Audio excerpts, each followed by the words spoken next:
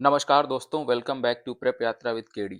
दोस्तों, अफ्रीका के दिल में एक देश है सूडान, जहां सुनहरे रेगिस्तानों के बीच अब लाल खून बह रहा है। जहां नील का पानी जिंदगी देता था, अब वही सहराओं को डुबाता है। दोस्तों, ये कहानी है एक देश की जो अपने ही लोगों से लड़ रहा है। दोस्तों, सूडान में सिविल वॉर चल रहा है 2023 से। ये यूं कहें कि सूडान का इतिहास ही सिविल वॉर से भरा हुआ है। लेकिन दोस्तों, 2025 में इसी सिविल वॉर के दौरान बहुत ही ज़्यादा खून खराबा हुआ है, जिसकी वजह से सूडान का सिविल वॉर एक बार फिर से दुनिया की नज़रों में आ चुका है। दोस्तों, सूडान में जो सिविल वॉर चल रहा है, इसे दुनिया का वर्स्ट क्राइसिस कहा जा रहा है 2025 का। लाखों लोग अपने घरों से डिस्प्लेस हो चुके हैं, लाखों लोगों की मौत हुई है और दुनिया के सामने एक बहुत बड़ी ह्यूमैनिटेरियन क्राइसिस खड़ी हो चुकी है। दोस्तों, इस पूरी क्राइसिस को समझने से पहले हम समझते हैं कि सूडान की ज्योग्राफिकल पोजीशन क्या है।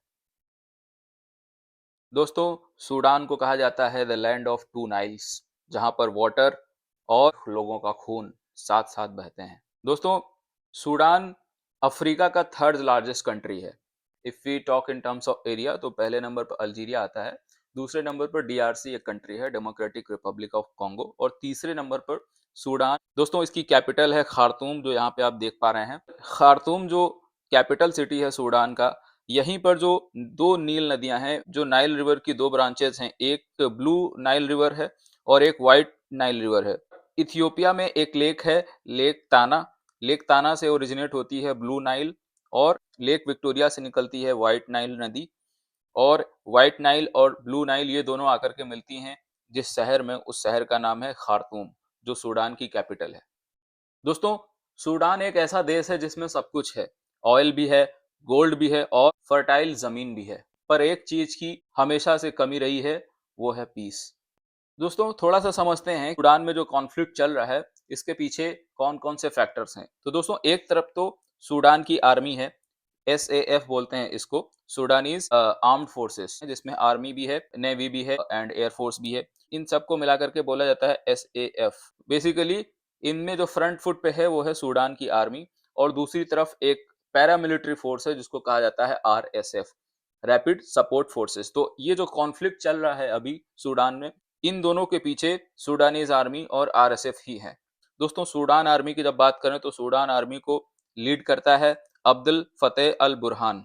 ये जो आदमी देख रहे हैं, this is all Burhan, he is the leader of Sudanese army. और बात करें आरएसएफ की, तो आरएसएफ को जो लीड करता है, इसका नाम है हेमेती मोहम्मद हमदान दगालो। हेमेती और अल बुरहान, इन दोनों के बीच में जो जंग चल रही है, इसी से ये कॉन्फ्लिक्ट पनपा है। दोस्तों, इस कॉन्फ्लिक्ट को समझने से पहले थोड़ा सा सूडान के अंदर की ज्योग्राफी समझनी जरूरी है। दोस्तों, सूडान जो कंट्री है, इसको, इसके प्रोविंसेस की जब हम बात करें, तो जो वेस्टर्न साइड के प्रोविंस हैं, यहाँ पे आप देख सकते हैं इस मैप में, north Darfur, west Darfur, central Darfur, south Darfur, east Darfur. तो ये जो एरिया हो गया, ये पूरा, this area this area is Darfur region, जो this Darfur region is the epicentre of present conflict between RSF and Sudanese army. दोस्तों, ये जो तीन प्रोविंस आपको दिख रहे हैं, इनको बोलते हैं Kordofan province, north, west and south. ये कुर्दुफान प्रोविंस है। यहाँ पर एक कैपिटल सिटी है खार्तूम, और नॉर्थ ईस्टर्न साइड में रेड सी है। रेड सी के साथ में सूडानीज की एक लंबी कोस्ट लाइन है। यहाँ पर एक इंपॉर्टेंट पोर्ट है, इसको बोलते हैं पोर्ट सूडान, जो इस समय सूडानीज आर्मी के कंट्रोल में है। दोस्तों, ये सूडान का प्रेजेंट कंट्रोल मैप है, कौन क्या कंट्रोल करता है। तो जो ब्लू कलर से आप देख पा रहे हैं, ये आरएसएफ द्वारा कंट्रोल्ड एरियाज हैं, यानी कि रैपिड सपोर्ट फोर्सेस, जो हेमेती का जो ग्रुप है, पैरामिलिट्री फोर्सेस हैं, ये कंट्रोल करती हैं जो ब्लू कलर्ड आप जो एरिया देख पा रहे हैं। और जो रेड कलर वाला एरिया है, ये आर्मी के कंट्रोल में है। तो कैपिटल सिटी प्रेजेंट में खार्तूम जो है, कैपिटल सिटी आर्मी कंट्रोल करती है। पोर्ट सूडान, जो रेड सी वाला एरिया है, ये भी आर्मी के कंट्रोल में है। बट जो दरफूर रीजन है और जो कुर्दुफान रीजन है, इस पे आरएसएफ का कंट्रोल है। और कुछ लोकल आर्म्ड ग्रुप्स भी हैं, जिनका एरिया आप येलो कलर में देख सकते हैं। दोस्तों, सूडानीज सिविल वॉर या ये कॉन्फ्लिक्ट एकदम से न्यूज में क्यों आया? दोस्तों, हाल ही में 26 अक्टूबर के दिन क्या हुआ?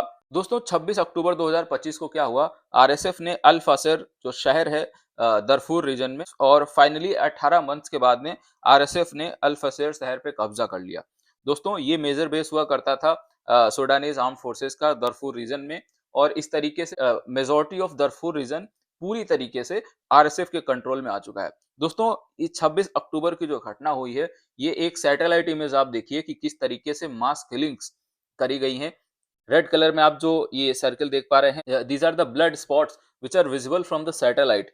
और ये जो ब्लू कलर सर्कल में आप देख पा रहे हैं, ये लाशों का ढेर है दोस्तों, पाइल्स ऑफ डेड बॉडीज। दोस्तों, ये दिखाता है कि किस तरीके से मास किलिंग्स करी गई हैं। एक डेटा है कि 48 आवर्स के अंदर, 2 दिन के अंदर अंदर 1500 लोगों को मार दिया गया है। दोस्तों, ये आरएसएफ और सूडानीज आर्मी के बीच में जो प्रेजेंट टाइम पे कॉन्फ्लिक्ट चल रहा है, इसकी शुरुआत कहां से होती है, इसको समझने के लिए हमको चलना पड़ेगा सूडान के हिस्टोरिकल बैकग्राउंड में।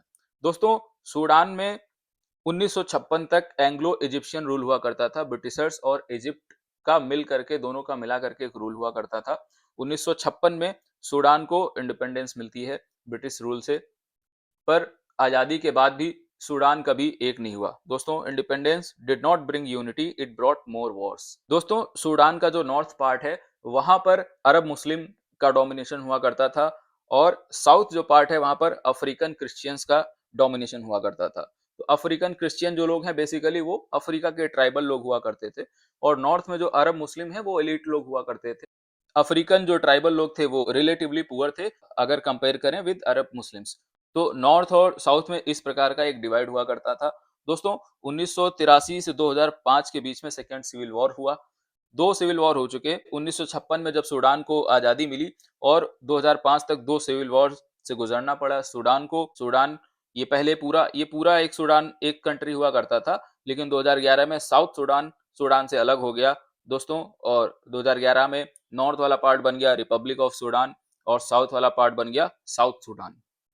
दोस्तों, 1990 में एक फौजी डिक्टेटर आया, एक आर्मी डिक्टेटर आया, जिसका नाम था ओमार अल बशीर। उसने अपनी एक मिलिशिया विंग क्रिएट करी, एक अरब मिलिशिया बनाया, जिसको नाम दिया जंजावीड।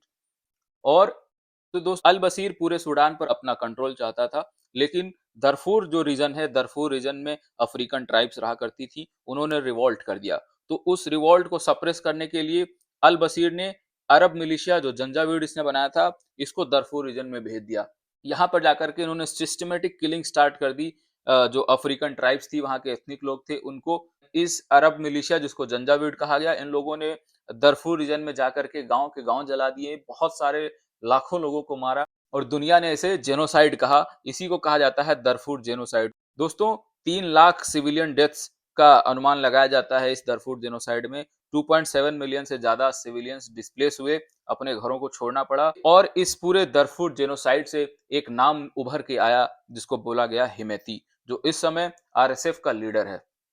दोस्तों, इसके बाद साल आता है 2019। 2019 में लोगों ने डिक्टेटरशिप के खिलाफ आवाज उठाई, और ओमार अल बशीर गिरा, और एक नई होप आई। दोस्तों, एक ज्वाइंट गवर्नमेंट बनी। आर्मी का चीफ बुरहान और आरएसएफ का कमांडर हेमेती, जो आज के समय में कॉन्फ्लिक्ट में है, दोनों आज के समय में आपस में जंग लड़ रहे हैं। 2019 में इन्होंने आपस में हाथ मिला करके एक ज्वाइंट गवर्नमेंट बनाई। दोस्तों, पावर के 2 शेर एक जंग में कभी नहीं रहते दोस्तों। और इसके बाद साल आया 2023, और दोनों एक दूसरे के खिलाफ हो गए। और इसके बाद आता है अप्रैल 2023। दोस्तों, एक बार फिर से वॉर स्टार्ट होता है। दोस्तों, खार्तूम के आसमान में एक बार फिर से फाइटर जेट्स घूमने लगे। दोस्तों, रैपिड सपोर्ट फोर्सेस या फिर आरएसएफ ने कैपिटल पर कब्जा कर लिया। आर्मी ने एयर स्ट्राइक से जवाब दिया, गली गली में स्नाइपर, हॉस्पिटल्स में बॉम्ब, और पूरा सूडान एक लिविंग हेल बन गया।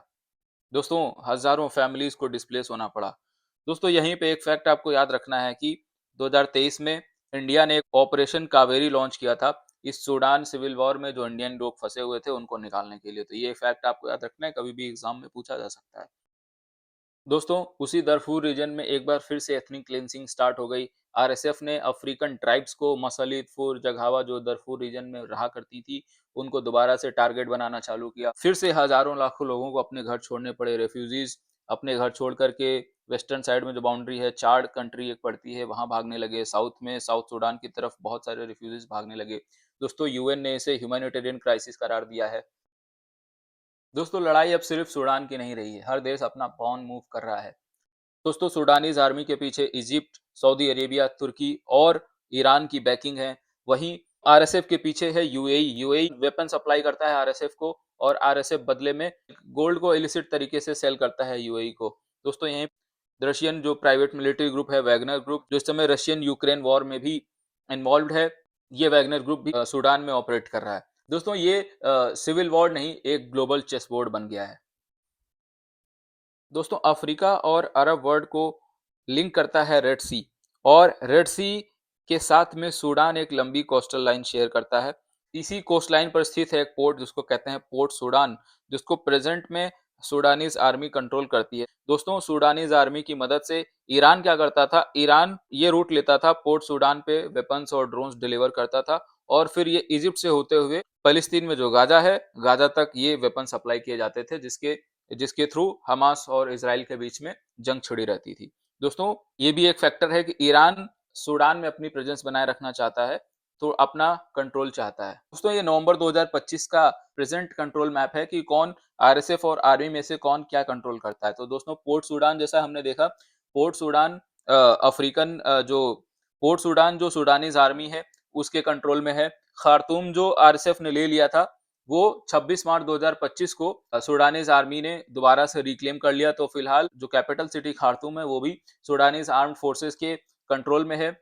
और आरएसएफ जो है, जो वेस्टर्न और सदर्न जो पार्ट है, most of that part RSF control करता है। दरफूर रीजन और कुर्दुफान रीजन जो है उसको आरएसएफ कंट्रोल करता है।